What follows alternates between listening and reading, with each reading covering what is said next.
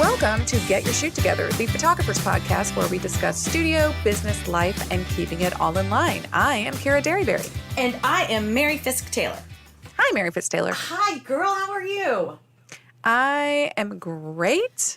I am getting myself ready to... Don't say it. Go ahead. To try and take some images for IPC before the deadline. I knew you were going to say it. Before the late deadline. So we have both already missed the actual deadline, and now we're into late zone deadline, which you know what? Perfectly okay with it. I'm perfectly okay with it. And it's just going to be what it is. But let me ask you this. So why do we do that? Why do we do this to ourselves? Like, why do we... procrastinate or... Well, that's a whole nother episode, I think. But no. Why do we enter image competition? Or any kind of... But, it doesn't have to be IPC or PPA competition. Like, today, I just was congratulating one of my Facebook friend today. They entered, like, a local art exhibit. And we're so excited at the feedback they got. And why do we do that? Why do we do that to ourselves? Validation, I think, is a real thing that, especially when there are so many artists out there and so many photographers out there, I think having somebody just be like, yeah, you're doing okay. Yeah. Like, you should be doing this, is nice. For me, it's changed a little bit, but in the beginning, validation was a pretty heavy part of it. And not only that, but when it comes to PPA, I really wanted to get my master's. Like, I just really, really, really, really, really did. So it was just so vital to me. Now I have my master's, and now I'm doing it because I almost need to prove to myself that I'm still in this game, because I just feel like I peaked really early. I had a lot of really good wins early in my career in competition. And, the last few years or couple years have just been, they're fine. I'm doing well. I'm doing good, but I'm not doing as well as I have. And part of that's just getting busy. But no, I think we talked about when we talked about for the district competition, the podcast we did on that. I got 2 80s, and I was like, I'm just going to sit on them or whatever. I think I'm just going to toss them. Chuck them out and go start something else. Yeah. I think, because why? Because, I don't need them for my master's. It's not going to go towards my imaging excellence, and I stand to, if I can pull something out of my butt, in the next week, I might be able to have a good year. Yeah. And so maybe. What about you? Yeah, when I first started, so I'm doing it for a little bit. When I first started, it was definitely to check that box, and I wanted to work on my master's. And I got my master's. Now it's become a huge challenge for me that, and this is something I've shared quite a bit, and it's something that I'm actually kind of proud of. I used to actually think it was weird, but now I think it's kind of cool that I've always entered client work. I think for PPA, judging, I've only really ever entered client work unless it was of my own kids. But they're portraits that probably hang in my home, So for me, it's just to kind of make sure I'm still out there creating the best work I can create and getting that feedback and validation from my peers that I, respect, immensely. I don't think it's any different than nowadays we will put something out on social media and, ask for constructive criticism or ask for feedback, and a lot of the different groups and things like that. I think that's kind of cool. Not something I had when I started out, but it's kind of nice that you could kind of put an image up and say, okay, I photographed this family. Can I get some feedback? And people really asking, what can I do better? What did I do well? What did I do? Yeah. And I think that's crucial. I think it gives us lots of great information and makes us better artists and photographers. Absolutely. But hopefully it gives you that little shot of positivity that we need that, hey, you're on the right track. The lighting is beautiful. Your posing is spot on, Yeah. That type of thing. So, whether it's image competition or putting things out there and asking for feedback or entering your local art guild or, local art show or fair or whatever, which I've been seeing a lot of lately. I just was, thinking, why do we do this to ourselves? Because it can end completely the other way. Yeah. It can make you feel pretty crappy about yourself. Yeah. That is for sure. I think, how do you bounce back from that? How do you get back from that one? Well, I think first we have to dissect a little bit of what you just said. When people put their stuff out there and they ask for feedback, I think there's two camps here. Yeah. You know, I think there are people who post things for feedback that are looking for full validation. They really don't want to know what you really think. They want to, I mean, they're hoping that you really think that it's great. They really want you to say that it's great. And they're posting it because they think it's pretty great. Yeah. You know, and so that's the validation part.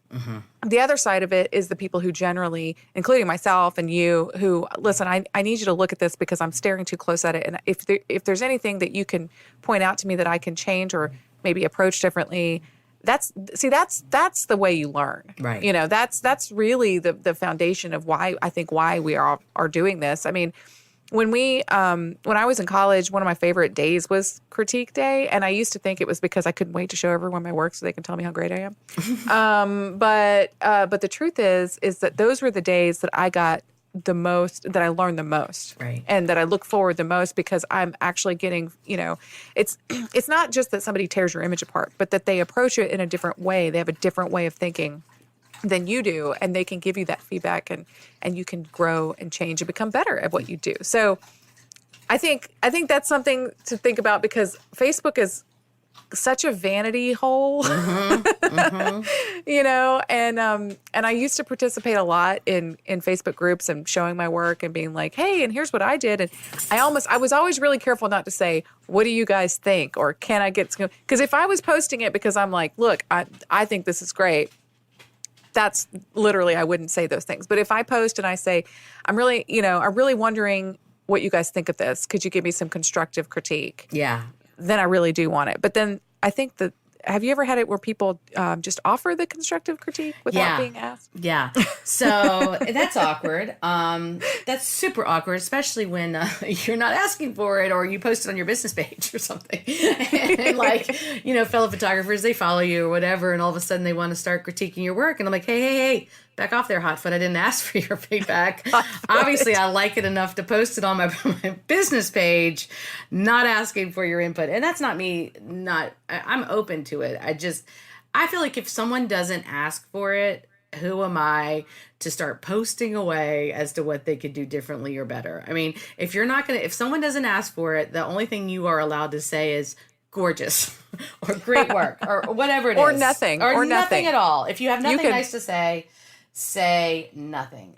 You can opt out of saying anything at all. So yeah, I think this is hard because, you know, you and I work with a lot of different photographers who are new to image competition, and we just thought this might be an appropriate one because today, the day that this is airing, is the IPC late deadline. So if you're listening to it in the morning and you haven't entered yours in, you need to go ahead and get it in.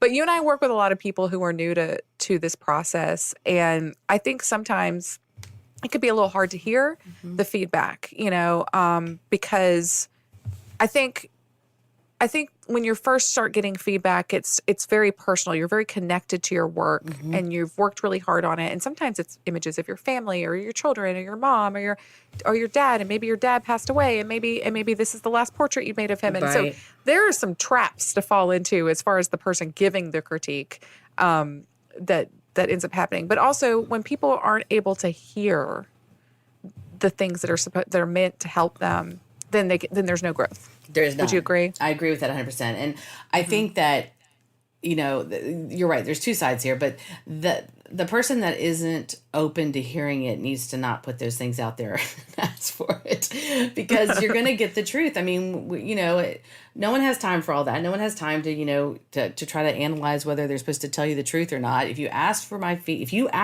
opinion, I'm going to give you my opinion. And it's going to come from, you know, 24 years of experience. It's going to come from, you know, being in this industry and being in the trenches on a daily basis. That's where it's going to come from. If you don't want to hear, and that's from my style and what I know, you know. If you don't want to hear it, don't ask, and then don't get mad if I give it to you and you don't like it. I mean, now, obviously, anybody who's giving a critique or sharing their thoughts on an image, you always should. I mean, I always assume that it's their kid, their family, you don't go at something and get personal with it, you know, but if you want to go at something and say, well, you know, if I were doing this, maybe I would have, you know, backed up some more, or I would have punched the light up a little bit more, or I would have added light, you know, or I would have posed mom into, you know, I would have closed her pose a little bit, you know, to make it more pleasing, or, you know, whatever it is. I mean, I could, there's ways to share, and there's ways to. Well, one of the things that I picked up, during constructive critique early on when in my association life, anyway, like at our local, was lens choice. Lens choice. If somebody hadn't pointed out to me during critique that I was using too wide of an angle lens to be doing a close-up portrait of somebody, I wouldn't have seen it. And in fact didn't see it when I first was told that, because honestly, I was new, a new digital photography business person. And I mean, when I say business person, I say that I was trying very hard to get something off the ground part-time as I worked a full-time job. And I had one 50 millimeter f 1.4 lens, and I shot everything with it. Right. Absolutely everything with it. And to me, it was incredibly, and it was an incredibly versatile lens. It's good for so many things, but it's not good for being like 1 foot away from your subject and being in their face, because what happens is, as you know, and as people listening know, or maybe not, it's going to distort their face. It's going to pull their forehead up or pull their face longer or do something weird to their face and not make them look like themselves. And so I'm getting critique at an image competition at our local at Tallahassee Professional Photographers, and I cannot remember, forgive me, for who was here, but it was a guest speaker, and they were going through the images, and this person said, well, I can tell that you used a wide angle lens. And to me at the time, 50 millimeter didn't seem like a wide angle lens. I'm thinking fisheye lens is a wide angle lens at this point, And so you used a wide angle lens, and that's just not an appropriate focal length for a headshot. And I was like, wrong. You don't know what you're talking about. I mean, I said that in my head. Respectfully, I was like, oh, thank you very much. And went home and was like, that guy was a jerk. But it caused me to really analyze it and really start looking at it. And I was like, well, I guess I'll go to like an 85. Right. Like meh, Doing And so I know. I was like, I guess I'll try it. And then as my eye developed over time, yeah, he was right. He's absolutely right. It's like one of the first things I learned in professional critique was lens choice. And but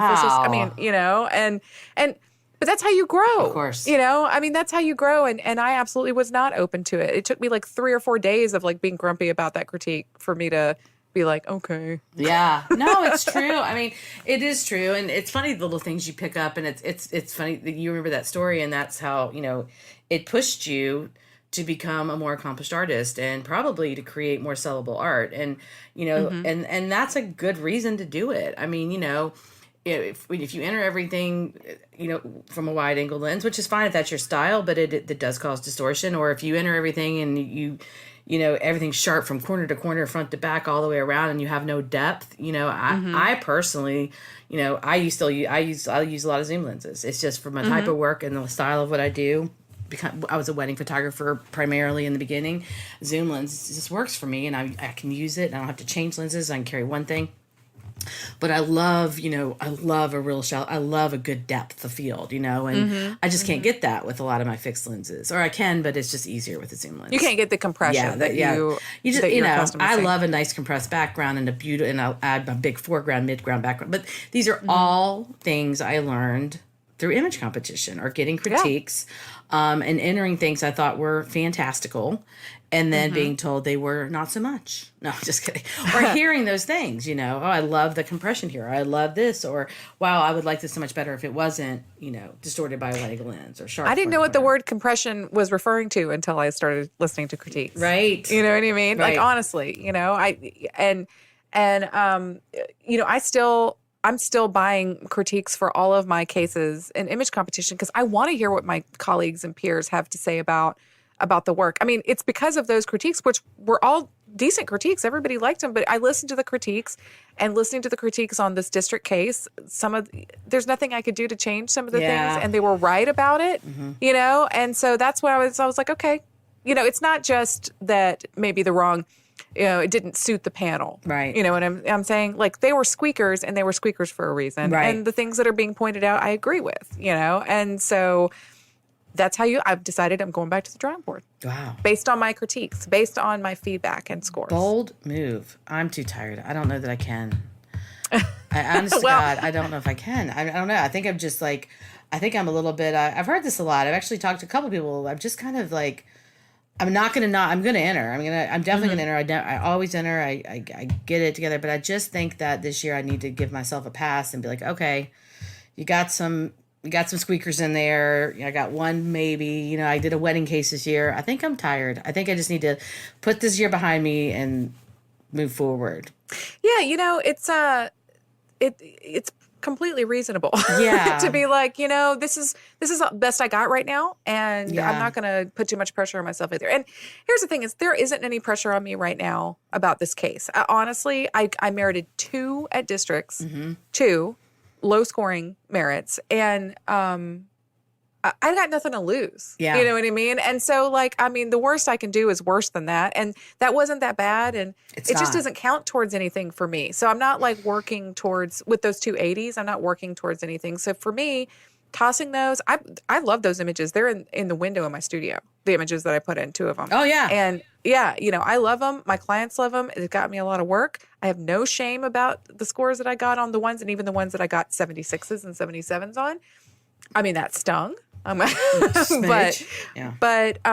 confident in that work and in its ability to sell me as an artist. So yeah, I'm okay with it. I'm gonna try again and see if I can get back into that loan category. And if not, then I'm gonna cry about it for a minute, and then I'm gonna cut myself some slack, because it's not like I haven't been busy. Yeah. So. Yeah. And you're entering real work. You're entering work that you're sharing and photographing for your clients on a daily basis. And there's nothing wrong. There's a couple different camps there. There's nothing wrong with either one. I have nothing but mad respect for people who create and spend so much time creating these amazing, beautiful images. It's just not me. You know what I mean? I guess my free time is spent, doing other things. And I'm not driven that way. I would rather read a business book, or I'd rather work on my business than work on a loan print or an image competition print. I think there's two different camps there, and then nobody's wrong. Nobody's wrong on that at all. Take a little different turn. But bringing it back to, I think there's several things that we're touching on here. One is cutting yourself some slack. I think that's kind of a general theme of all of our podcasts is give yourself a break, people. Yeah. It's nothing's on fire. Nothing's on fire. On fire. Right. That deadline approacheth, and I'm going breezy. Yes. I'm photographing the bartender at the restaurant next door. He's coming over. He's a really cool character. I'm going to try to do some character portraits, and if I decide that they're not ready for August 1st, then cool. You already got something. That's fine. Yes. I already got something. I got some other stuff. So that's fine. But cutting ourselves some slack, but also, being able to get feedback on your work and being able to really, and, I think it's important too to seek feedback from people that you value and respect. Agree. Because not everybody on Facebook is an expert, believe it or not. They do feel like they are. And some people really do approach everything they post as if they are an expert. So when you ask for critique, I always caution people to be careful about asking for critique in those big groups. Yeah. Those big Facebook groups, because I think there are people in those Facebook groups that are wonderful and have valuable information.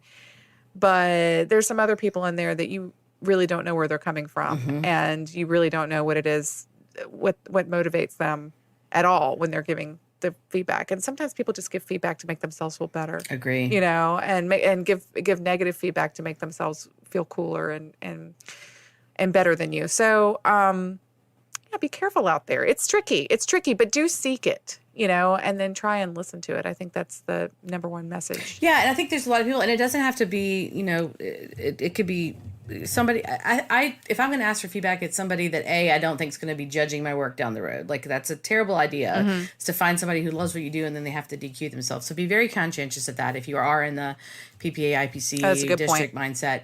But somebody that can look at it from not a personal perspective. They don't realize that it's my dog or my kid or my, you know what I mean? They can look at it and they can say, okay, this is what I'm seeing. I'm seeing what looks like did you do some artwork here? Because I feel like I see something, or just little things here. Or do you think that this mat choice or this is the right decision? That's the kind of feedback I want, because they're seeing it from a fresh perspective. I no longer can look at something and get that immediate impact because I've looked at it, right? You know, so you're too close. Yeah, so I need someone to get an immediate impact. I need to know what their gut says, because that's what happens when it's on a panel, whether we're talking about a PPA panel or your, local art guild or fair or whatever it is. It's the impact, and we lose that after we lose it right out of the gate for our own work. Yeah, and there's stuff that you miss, you completely miss. There's just Photoshop errors, retouching errors that you miss because you've just been staring too close to it for so long. Oh, that definitely happens. But I like to do it, and I'll continue to do it because it does make me feel good, or it makes me better, or it's just nice to know that, hey, you know what, I can enter a case of work, wedding work or portrait work, and you know what, it's it's meritorious work. You know what I mean? It's like, it's work that that my other fellow judges, or my fellow photographers, fellow artists, creatives, they think it's meritorious, and that's good enough for me. Yeah, I posted something the other day. Did you see it? I'm trying to get over being a perfectionist to be a good enough artist, and I think I got a lot of pushback on that. Like, people, nothing is ever good. I'm like, yeah, well, no, I don't agree with you respectfully, because I'm just not a big fan of this need, and this is going to take us right back to where we started with this conversation probably, but I'm just not a big fan of everything needing to be perfect. And I can't tell you how many people in my life right now, well, I can't put my site up yet because it's not perfect. I can't let the prints go, they're not perfect. I can't do. And I'm like, wow, I get paid for done. I don't get paid for perfect.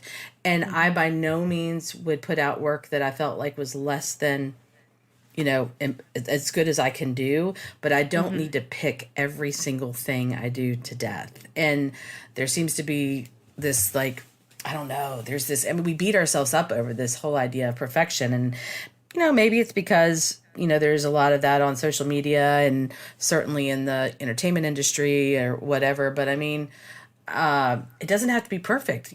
Sometimes I've entered things and I've been like, well, this is not perfect, but let's see. And it's been some of my best work. Like, it's just because I guess people saw it. The impact was excellent. It felt authentic and real. It wasn't over anything. And because I don't do paint, I've never entered anything painted or over, fantasy like stuff. And it's just a good, solid portrait. And what I used to think wasn't good enough actually probably was some of my best stuff I ever shared. So, right.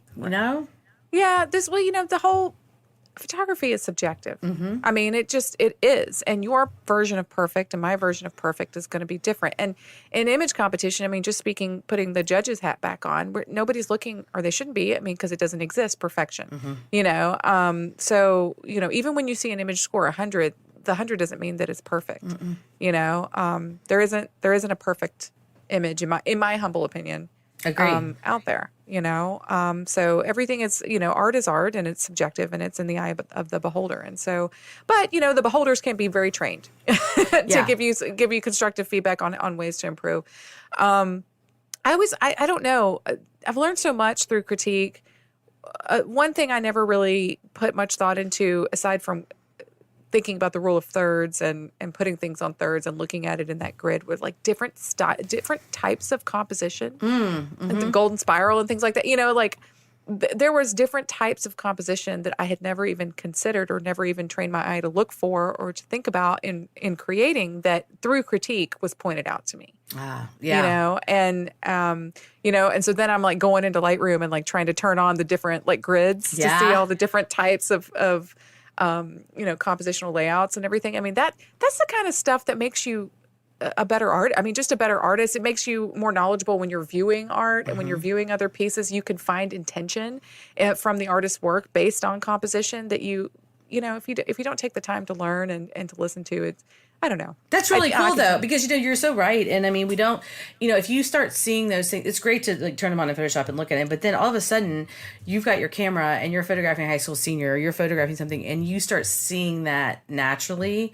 That's when your work is going to a whole nother level, in my opinion, because that's when you're putting your thumbprint on it, meaning your style, your creativity, your eye that no one else can. And so it's through image competition and that those critiques that you started doing that. And I would guess that it's showing up in your work now, that you're selling to your clients, which here again, this is why I've always chosen to participate in this and get that feedback, because we're small, tiny one maybe to, people, business owners, we don't have it on a daily basis. We don't have anybody to give us that information and to give us that feedback. I mean, we just don't. We have to rely on other people in our industry that we trust and, want to hear from. Absolutely. Absolutely. Yeah. So I don't know. I feel like, if you're listening to this and maybe you have entered IPC late, or even if you entered at the early deadline, but you didn't buy those critiques because you never really thought about it, or maybe you don't want people to talk about your work. It's a really good thing. And you still have time. You can still call over customer service at PPA and add it on. I think it's like $39 or something. I mean, it's some of the best $39 I ever spent. Yeah. To get that feedback and to get that, because the different people who are looking at your work and are giving you critique, I mean, those people have such different perspectives and different life experiences and backgrounds that give them all kinds of insight into your work that you couldn't have even imagined. And you don't have to agree with them every single time. No. And maybe the person critiquing doesn't get you and doesn't get your intent and doesn't get what you were trying to do. And that's okay. But for the most part, you're going to get some nugget. You got to get some nugget. Yeah, if nothing else, they're going to give you some great feedback of what you did right. I know I do. I'm sure you do. And know that all of us are encouraged to, make sure you're giving for everything that you're pointing out that maybe that could be fixed or changed, make sure you're pointing out a positive. And so it's nice to hear those positive comments. I don't know that I've ever received one that didn't have an appropriate amount of positives on top of what I could do better. And it's education is what it is. I mean, the whole process of image competition and the whole process of ordering and receiving those critiques, it's education for us to be stronger creators. I mean, that's Absolutely. What it is, because most of us enter stuff that that's what we're doing in the trenches on a daily basis. Most of us are entering work that we are creating, or work that looks like what we're creating for our brides and seniors and families and kiddos, business executive portraits, whatever. That's what we're doing on a daily basis. So it's getting some good education back on exactly how to be better, because it's hard. I mean, where do you go to find out, besides, gauging it on our clients? There's not really a lot of other places we can go to get that type of feedback that we need to be stronger creators in our business that I know of. I absolutely 100% agree. I mean, there isn't. And then the other thing that you got me thinking about too, because we're kind of talking about, we're trying to get people okay with receiving critique. But I mean, there's another side to that too. If you are somebody that people come to for critique, or if you're one of those people that gets on Facebook and gives a lot of feedback, be kind with think about just, it's so easy when we're in this faceless void of the internet to say whatever you want to say. You know what I mean? To say whatever comes to mind with no repercussions, because it's things, like when people say, I bet you wouldn't say that to my face, I mean, because it's true. People are braver on the internet and on social media. And so, if you're somebody who gives critique, I just hope that you would do it with kindness. Say something positive about the image, say something constructive about the image, and then follow up with something that is positive and constructive, because we're all here to encourage people. I mean, I think if you're giving critique and you're basically telling people they should quit, I don't think anybody should quit. Right. I don't think you should ever stop learning or trying to get better, And that's a great point. And we see it and we cringe and we think, oh, why? But, if someone asks, they're not asking you to tear their heart out and step on it and roll back over it. I mean, they're not asking for that. They're asking from a place of, of vulnerability. How can I be better? And if you can't take an extra few seconds and tell them something, share it with them in the most, positive way you can, and give them a positive on top of any criticism, then don't. Just go to the next place, because the world's just too full of all kinds of noise and everything out there that we have no control over. So, even though social media is essentially just a humongous megaphone that people can just yell out anything they want, when we're talking about us putting our work out there, how we make a living, what we're passionate about, take that extra few seconds and be kind. I mean, it doesn't cost a penny, and it's, wow, I would feel much better hitting enter on that post than sometimes I just feel like people just like spray, like a machine gun, spray as many negative things as they can at you. And it's like, okay, I see you. But, you know, for me, I may be able to overlook it or not. I'll call you and go, guess what this, you know, jackhole just did or whatever. But, you know, some people, you may have just discouraged them from continuing, you know. So it should always come from an uplifting and encouraging place. And if you can't be nice, then stay off my Facebook page. Right. I mean, well, and be careful. You don't know what things that you might say that might change their trajectory. Exactly. You know what I mean? Like that might change their entire world.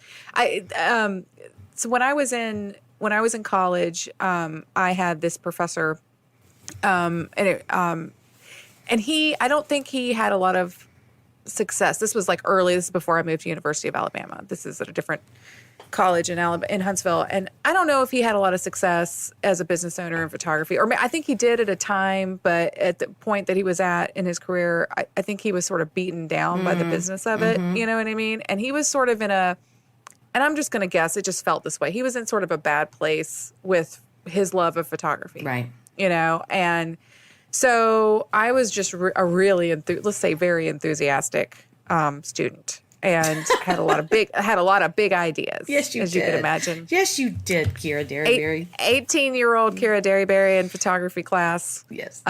Had some big ideas. So I am excited, and I can't wait to have my, portfolio meeting with him where we talk about the stuff that we're creating, and and it's about mid-semester or midway through the semester, and he's giving me some feedback, and he says, I feel like you really like photography. And I was like, I do. I'm just like, think of like a big-eyed cartoon. Did you have pigtails in too? Pigtails, just the whole, just so excited and ready to take on the world. And he's like, I just feel like you really enjoy photography. You really love it, right? And I was like, yeah. And he goes, I don't think you should do it professionally. And I was like, what? What? Oh. Why? And he was like, because you like it too much, and I just think it's good if you like it this much. I just don't think you should do it professionally because you're just not going to like it anymore. And I feel like you should make this something you love, and you should just put it over there, and you should go get some job that pays you, and you should just whatever. Wow. And I was and that's not really critique on my actual work. It was more critique on my life plan for my life. Yeah. You know, and I left that meeting. And then I ended up not pursuing photography as a profession. So that's what happened. That's what happened.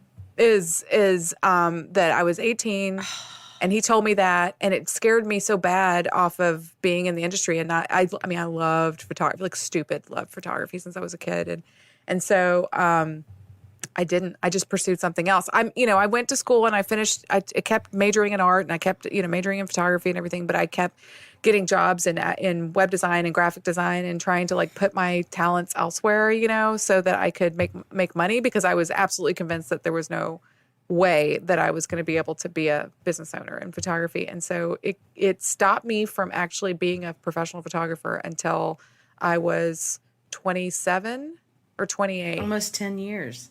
Yeah. So like a cold-hearted mistress, though, it just kept calling you back. Yeah. Couldn't get away from it. Photography. Wow. Couldn't get away from it. That is a huge story, and I never knew that. My gosh. I mean, I know that you were in web development, graphics, and all that. That's why. But I didn't know that was why. I mean, because one person who I respected. Yes, who I respected and looked up to, and had been, and I didn't know a lot of professional photographers, right. At the time. He's really the only one I had ever met. Yeah. And he's your professor, What's there not to respect? Yeah. Right. And then, I go on to University of Alabama, and I meet some other professional photographers, but they're all kind of artists. Like, they're not, they don't own business, they don't own studios, and, they're artists, and learned a lot from them. But it just, after I didn't even know, it just completely changed my life. So can you imagine? I could have possibly been in photography 10 years longer and creating all kinds of other stuff. I feel like a big bolt of lightning and thunder just went outside. Like I just like like I just like dropped something this bomb. just happened. Yeah, no, some dramatic. Well, my gosh, I mean, and that is a great example. I mean, now granted, this was your professor; it was his job to critique your work. But maybe all we can just hone in on this. Maybe the moral of this story is, take it for who it's. You know what? When you get criticism or critiques or feedback on both sides, positive and negative, consider the source. Consider the source. Are they people that are successfully out there in this industry? Like I always like to use that Brene Brown quote, but getting out in the arena, getting their butt kicked every day doing it. If they're not, maybe their feedback isn't as relevant as maybe somebody who is. And I think this is whether it's your photography business, your work. But, are there people that are constantly out there, honing their craft and improving? I mean, if I critiqued work the same way I did when I started in the PPA judging process, I would be out, right? Because I can't talk about images the way we were taught we learned to critique them or learn to judge them, 18 years ago. A lot of things that right now, like we call them breaking the rules, which is just called art, people. It's really not, it's not breaking any rules. There are no rules. You do you. You do, but I love the fact that it's a freer, more, fluid. I love the fact that I can judge something now that, is not in the third following the rule of thirds or not this or that. I don't know. I love that. But I've got to stay current. And if I were one of those people that was still stuck in the old days and wanted everything to be a Barbie hand and wanted this and wanted that, then I wouldn't be a good person to get feedback from because I'm not current enough with my work. But man, that's a big story. That's very telling. Well, and just to clarify, I mean, there certainly I'm my own person and made a decision myself based on lots of factors. Sure. But yeah, it's just you need to be careful. I think as people who people come to you and I a lot for feedback on their work, and peers, and likewise, we go to them for the feedback on the work, and you just never know what something you might say because they look up to you and they respect you and they think a whole lot of you, and you just don't know what you might say that they might take and spin out. It's not that guy's fault that I didn't get into but career. It was just, But I will say, Kira, you're right. It's not his fault. You made the decision. You were only 18, so I don't know. But what could have been different if he'd been coming from a place of grace or coming from a place of encouragement as well as criticism. And I guess that's our whole point. It's you got to have both. It's a little bit of a dance, to really share with somebody and give them feedback that's going to, help them change their art, change their business, change their life. You got to have both, because I don't think you can just, first of all, it's never okay just to tell people what they want to hear. Like, who wants that? No, sure. I mean, I'll just, I would say go to my mom, but she's very critical of me. Like my day was my grandmother. She, nothing. I mean, everything I did was like, unicorns and rainbows. But you don't want that. But you don't want someone who's just going to hammer on you because maybe they're coming from a place of they're not great or they're not happy or you always know we know those people. They're just grouchy, and so be careful who you ask. And if you're asked, treat it with the importance it deserves, because you just don't know. You could really change somebody's whole day, whole week, or even their, a little bit of their life. Like, that's a good example you made. I didn't mean for it to be so profound. I'm like shook. I mean, I don't know what to say, but, I know. Maybe if we had a call-in show, we would be hearing from our PPA president and awesome friend, Audrey Wankett, right now. She's so funny. We were with her recently. I know you were with her even, since I was, but she was like, oh, if your podcast was a call-in show. And I'm thinking, Lord, talk about the feedback we may get for that. But just wanted to give a huge shout out to Audrey. She was listening, and she's so busy this year, traveling all over the place and doing such an amazing job representing PPA, in my opinion. I think it's cool that she took the time to listen to our podcast. So thank you, Audrey. We appreciate you so much. Yeah, I love you, Audrey. Oh man, and thank you for all the other feedback we get. We got a lot of comments on Instagram and on and through email. So keep sending those in. And I think we could sort of wrap it up right now, Mary. I'm going to go ahead and give the places where you can find us. Do it. You can find us on Instagram at Get Your Shoot Together. You can follow us on Facebook at Get Your Shoot Together. You can email us at girl@getyourshoottogether.com. I think if you physically write that letter down and put it in your mailbox, that will that will make it to us there as well. I think it actually will. Yeah. That's how email works, right? And then you will subscribe to us on iTunes. And when you subscribe to us on iTunes, especially iTunes, you can subscribe to us on Spotify and other things, but especially on iTunes, if you would physically write us a review, that would help us out a whole lot. Not just leaving the stars, but taking the time and writing the letters out. Yeah, just a few little words about how much you love us. We're doing this. We take our time to do this, and certainly this would not be considered a profit center in my business right now, which is totally cool. But it would help to know that people are listening, and we're that you want us to keep doing this. That would be helpful. Don't forget, August 1st is the late deadline for IPC. If you're a PPA member and you're going to enter IPC this year, August 1st is that date. And we hope you will. Don't forget that there's more than one option for image competition. Wedding photographers, the wedding cases will be judged this year for the first time at IPC, and artist cases as well. So lots of great options to share your work and get some of that, hopefully very positive criticism that will help you keep moving along in your journey as a photographer. Absolutely. All right. So thank you guys for listening, and we will see you guys next time. Thanks, y'all.